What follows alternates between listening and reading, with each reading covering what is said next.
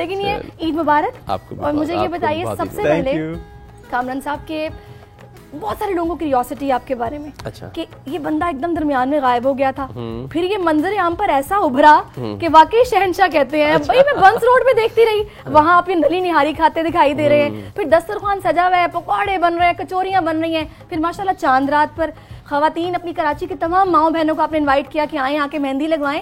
तो ये कहाँ थे आप? बात आप ठीक कह रही हैं। ये जितना गैप मुझे मिला ना, उसमें बैठ के मैं सब सोच रहा था कि अगर मौका मिलेगा तो ये सब करूँगा, लेकिन बात यह है कि इस जैसे हालात भी पहले कभी नहीं हुए। जो आप पाकिस्तान को बने 75 साल गुजर चुके हैं, जी जी। इस वक्त जो माशी हालात हैं ना, लोग बहुत परेशान हैं। और मैं समझता हूँ कि ये जितनी भी एफ़र्ट्स हमने की हैं, गवर्नर हाउस के दरवाजे खोले, लोगों को इफ्तार कराया, डिनर कराया, और फिर ये चांद रात आपके सामने है कि इसमें हमने बच्चियों को, बहनों को मेहंदी और चूड़ियाँ, वो इसलिए कि मुझे पता है कि इस वक्त जो हालात हैं, तो एक बाप अपनी बच्ची को मेहंदी चूड़ी दिलवाने ले जाए या गाड़ी में पेट्रोल डाले, बिल्कुल आप सही, दोनों में से एक काम कर सकता है, वो मोटरसाइकिल में डाले। इसी तरह से ये वो रमज़ान था जिसके अंदर लोग अपने बच्चों को सहरी में नहीं उठा रहे जान करके, और सुबह कहते हैं कि आँख नहीं खुली, क्योंकि उनको पता है कि अगर हमने सहरी कराई तो इफ्तारी नहीं करा पाएंगे। इतने माशी हालात ख़राब हैं, इतनी बेरोज़गारी है, इतनी महंगाई का तूफ़ान है। तो यही मेरा एक मैसेज था उन साहिब इख्तियार, साहिब सरवत और साहिब इक़्तिदार लोगों को कि वो भी अपने दरवाजे खोलें। जब गवर्नर हाउस के दरवाजे खुल सकते हैं तो फिर बाकी क्यों नहीं खुल सकते? दिल के दरवाजे भी और दिल के भी दरवाजे, घर के दरवाजे भी आप खोलने चाहिए। अच्छा गवर्नर साहब, आपका जो पिछला रमजान था और पिछली ईद थी वो आपकी टिसोरी हाउस में थी, तो फ़र्क क्या है टिसोरी हाउस में और गवर्नर हाउस में?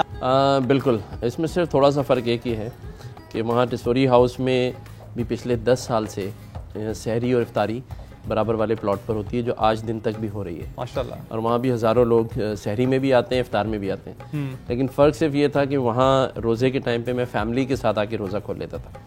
यहाँ पर यह है कि गवर्नर हाउस में भी फैमिलीज़ आ रही हैं और वो भी मेरी फैमिली हैं, तो होता ये है कि अब इफ्तारी उनके साथ होती है और सहरी बाहर लोगों के साथ। जितना एक्टिव मैंने आपको देखा जब से आप आए हैं, आपके जहन में ये सारा रोड मैप था कि आपने क्या क्या करना है, किस तरह करना है, क्या क्या चीज़ फोकस करनी है। इस सारी सूरत हाल में फारूक भाई की बात मैं लाजमी करूँगी। उन्होंने इतना आपको सपोर्ट किया। आप लोग कॉलेज फ्रेंड्स हैं, आपस में दोस्ती है, ये क्या चक्कर क्या है? नहीं ऐसा नहीं था। असल में उनकी जो मिसेज़ हैं, तो मेरे इन लॉज के साथ उनका ताल्लुक़ था और मेरी वाइफ बिल्कुल बचपन में उनके सामने ही बड़ी हुई, तो इनका अमेरिका से एक ताल्लुक़ था फैमिली का ना।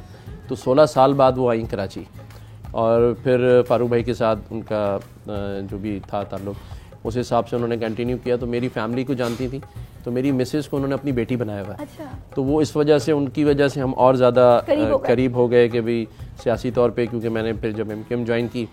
लेकिन आज मैं एक और बात क्लियर कर दूं कि फारूक भाई ने तो बहुत सपोर्ट किया है, इसमें नो डाउट, लेकिन असल वजह MQM में लड़ाई की और MQM को छोड़ना भी फारूक भाई था। अच्छा। क्योंकि मेरा तो वहाँ किसी से कोई लड़ाई नहीं थी, असल में तो फारूक भाई का मसला था उन लोगों था क्या वैसे?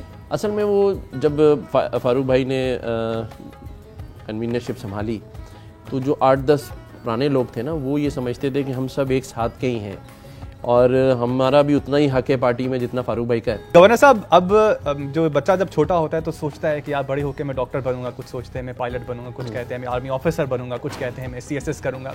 आप जब छोटे थे, आपने क्या ये सोचा था कि मैं बड़े होकर गवर्नर बनूंगा या आपके लिए सरप्राइज था? नहीं, ये तो वाकई एक सरप्राइज़ है और अल्लाह ताला ने, सबसे मज़ेदार बात इस गवर्नरशिप की यह है कि ये अल्लाह ताला ने मुझे 12 रबी अव्वल वाले दिन इसका नोटिफिकेशन हुआ।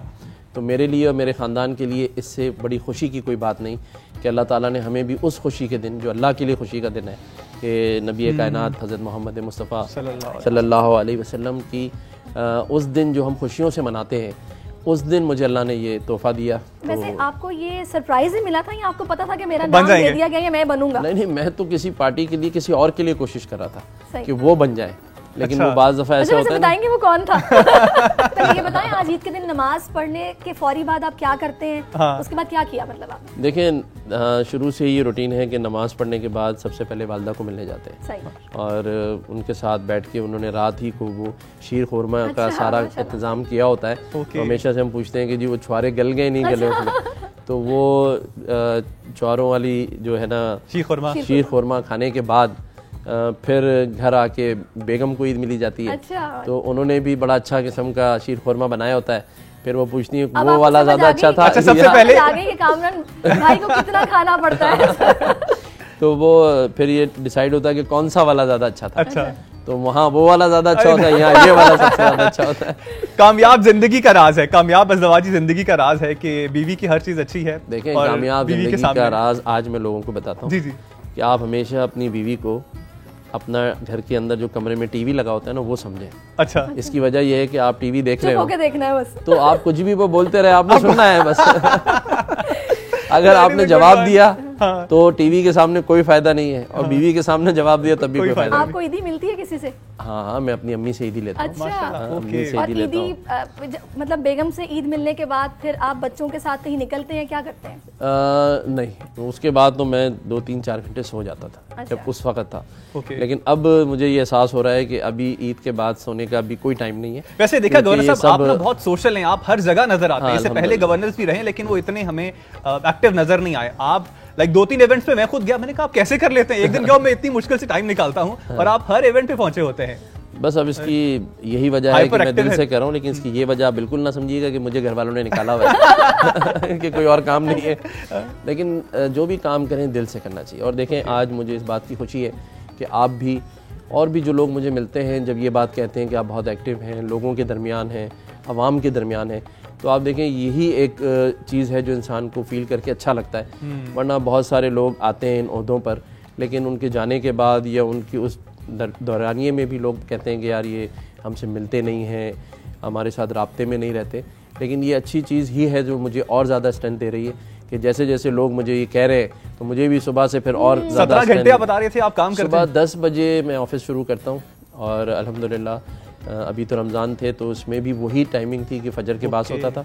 और वैसे भी रोज़ाना मेरी सिर्फ 3 से 4 घंटे की नींद है जब से मैं गवर्नर बना। अच्छा, वैसे कामरान भाई सारी सिचुएशन में, क्योंकि हम अभी वैसे तो ईद का दिन है, मैं नहीं चाहती कोई पॉलिटिकल बात आपसे की जाए, लेकिन अभी जो करंट सिचुएशन है, इकोनॉमिकली हमारी इतनी ख़राब है, पॉलिटिकली आइडियोलॉजिकली लोग इतने डिवाइड हो चुके हैं, आप किस तरह देख रहे हैं इसको? मतलब ये होना चाहिए जो हो रहा है हमारे मुल्क में? देखें, हमें जो सबसे बड़ा अलमिया है ना वो ये है कि हम कौमियतों में और फ़िरक़ों में बट गए, और पाकिस्तानियत जो है ना, नेशनलिज्म जिसे कहते हैं, वो हमें ख़त्म हो चुका है। बिल्कुल।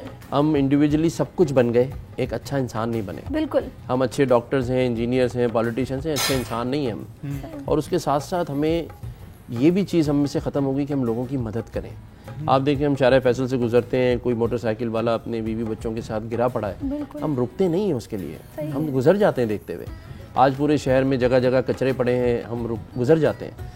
वो हमारे अंदर, जिस तरह हम अपने घर का ड्राइंग रूम साफ रखते हैं ना, अच्छा रखते हैं, हमें इसी तरह अपनी गलियों को भी साफ करना है। सही कह रहे हैं। अपने चौराहों को देखें, कौन ओनरशिप की जरूरत है, बेसिक ओनरशिप ओन नहीं करते हैं, हम ये सिर्फ फील कहते हैं करना है ना कि हम एक पॉजिटिव पाकिस्तान का जो मैसेज है दुनिया में दिखाएं।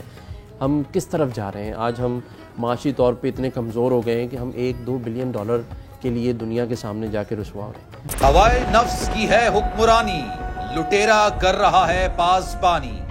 होल न्यूज के मार्केटिंग हेड आकाश राम ताहा लापता, तफ्तीशी इदारे जवाब देने से कासिर, अहले खाना परेशान, बेटे की जुदाई में माँ गम से निढाल। जो बच्चो हिंदू हुआ पर आए थे जो को आन पाकिस्तानी, मुझे मेहरबानी करे पंहिंजो आकाश वापस कयो। हुकूमत से बेकसूर और मुहिब्बे वतन बेटे की बाजियाबी के लिए फरियाद। आकाश राम के अगवा के खिलाफ अहले खाना की जानिब से सुप्रीम कोर्ट में दरख्वास्त दायर। सुप्रीम कोर्ट के चीफ जस्टिस उमर अता बंदियाल से आकाश राम के अहले खाना की जल्द समाअत की इस्तदा। समी इब्राहिम और सिद्दीक जान की सुप्रीम कोर्ट के बाहर अहम प्रेस कॉन्फ्रेंस। हमारे पास और कोई ऑप्शन नहीं रहा। उनकी फैमिली भी ये बात कह रही है कि हमें यहाँ पे पार्लियामेंट और सुप्रीम कोर्ट के सामने एहतजाजी कैंप लगा के बैठना चाहिए। चीफ जस्टिस पाकिस्तान से इस्तदा कर रहे हैं कि इस पिटीशन को लगें और जवाब लें इन अगवाकारों से। मुश्किल की इस घड़ी में आलमी मीडिया ने भी उठाई आवाज। CNN, आज तक, इंडिया टुडे, टाइम्स नाउ समेत आलमी मीडिया ने आकाश राम के अगवा के खिलाफ दिया बोल का साथ। उफ क्या जुल्म है, बोल इंसाफ का मुंतजिर। सब्सक्राइब करें और बेल दबाएं ताकि कोई खबर रह न जाए।